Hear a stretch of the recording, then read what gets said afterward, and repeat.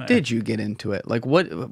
Because again, you don't strike me, and I've seen some of these guys have to testify or talk on TV as well about this stuff. You're a little different. You are not the type of personality that I would have expected to do this job, which is maybe why you were so great at it. Well, thank you. I don't know how great I was at it. I had endurance.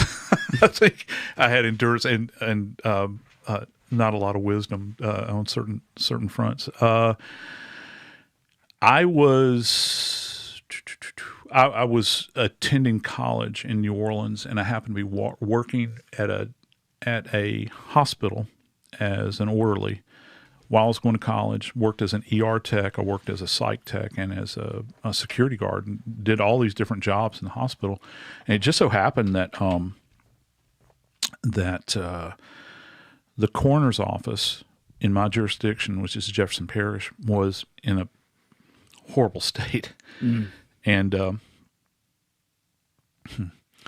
they wound up having to bring all of the bodies for the parish to this brand new hospital I was working at in order to do the autopsies while they could get the morgue repaired.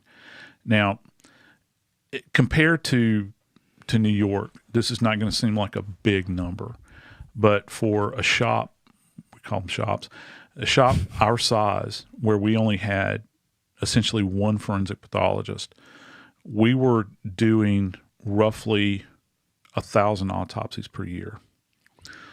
The AMA, or who is it? The American Association of Pathologists, they recommend that no forensic pathologist do more than like 260 per year.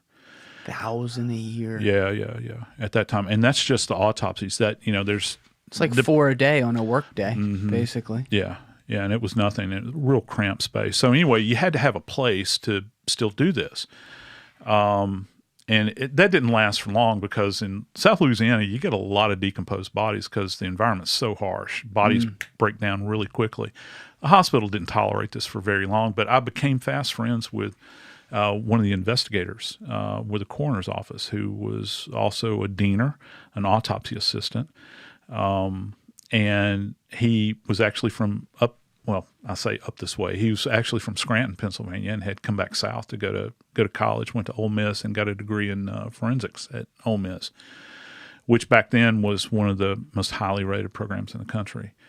And we became fast friends, and I started, even if I wasn't on duty at the hospital, talk about morbid fascination, I started going to autopsies in my off time. And not getting paid for it, by the way. And I started out as what's termed as a scribe. So I would sit there with a clipboard as the doctor would do the autopsy, and they would dictate to me. Contrary to what people think, they don't use a microphone hanging down. That's kind of passé. It's not very effective. So I would write everything down. You have to learn to speak the language of the physicians while you're doing this. Great schooling. I mean, it's fantastic, and it comes at you hard and heavy. There's an old adage in medicine, in particularly big general hospitals, where they say, see one, do one, teach one. And so you had to learn. You had to stay up. I mean, you could not fall behind because there's other bodies coming in.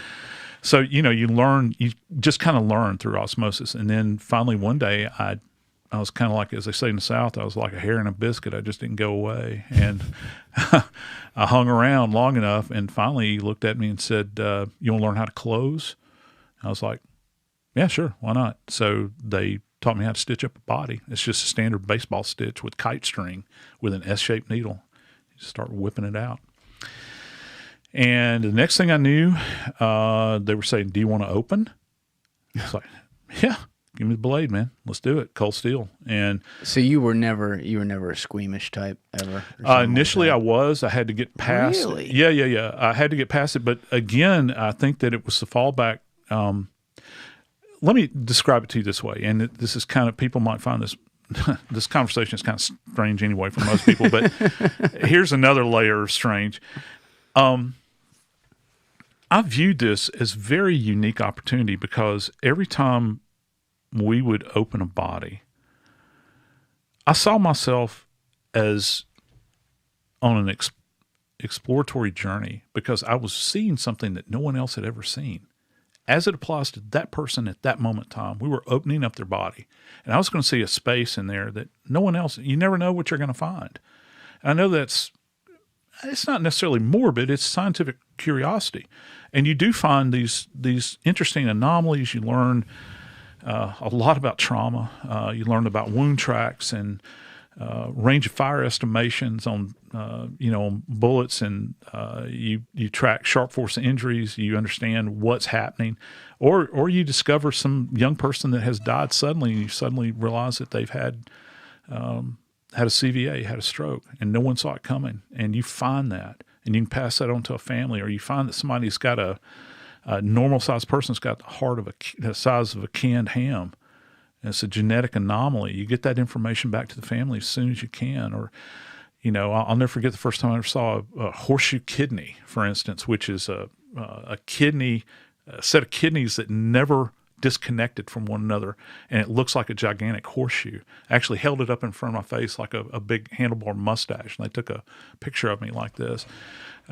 It was that exploration, I think, in that environment where every single day.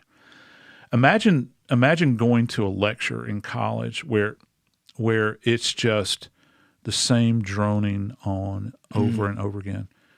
Every lecture, every autopsy was like the first day of class. Every day, because there was this excitement that kind of drove the process where I knew that I was going to learn something new, and I'm acquiring all of this knowledge. And I'm not having to pay tuition, and the more skilled I become in that environment, I can show that I can in autopsy pathology they refer to it as prosection as opposed to dissection. You're prosecting, opening these bodies, weighing the organs, dissecting the organs. You're learning about the anatomy, how they function. And you're putting it into context. If you've got massive trauma, you're putting everything, all the organ systems, how are they all impacted? You're documenting fractures, bullet holes, all the tracks of the wounds. All of this stuff comes into play. And, oh, by the way, I'm learning how to collect evidence at the same time. Doing tape lifts off of bodies, doing rape kits, all of these things that in the morgue, this is all thrown at you at one time. It's not like you're in a crime lab where you're doing these specialized little things where you're studying DNA or you're studying serology or you're doing fingerprint. We're doing everything. I'm taking prints off of the dead. And you're always partnered up with a doctor doing this. Always. Every single day. And, when you're standing there, there's only so much you can endure in that environment where you're faced at looking. Let's say you walk in on a day, and I'm thinking back to the days when we were working in New Orleans. You might be staring at 5 cases that day. Well, each case is different. Each case, you might have an unexplained natural death. You might have a motor vehicle. You might have a suicide. Oh, and you might have a multiple gunshot wound homicide where you have to track all of those wounds. I reflect back. I know, like one case where I had a guy that weighed close to 500 pounds, and he was shot with a .25 caliber pistol, dropped the magazine in it, reloaded, and fired another magazine. So you've got, I can't remember, I think it was 7 rounds. So you've got a total of 14 rounds with a variety of different tracks, and you've got layers and layers and layers of fat that you're having to track these wounds through. Directional and all that. Yeah, and to try the relationship between the end of the muzzle to the point where he was engaged on his body. What organ systems do they pass through? What actually killed him? You look at those cases, and some of those things will be very, very complex, and other ones will be just, it's really quite amazing when you think about it. And the thing about it is that people don't go to autopsies anymore. They've kind of shut the door on that. So I have kids like that I teach nowadays. Gee, Morgan, can you take us to an autopsy? No, it doesn't happen anymore. They don't. Why let is people. that? I think a lot of it has to do, obviously, with a lot of the OSHA nonsense, and then on top of that,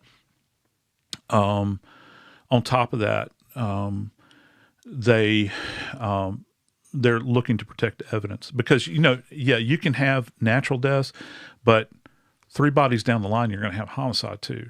And that body involved in that homicide is the biggest piece of evidence that you have, and you can't afford to bring somebody into that environment and contaminate it. Thank you for watching the video, guys. Please hit that subscribe button and check out this clip's full podcast episode by clicking here or in the description below.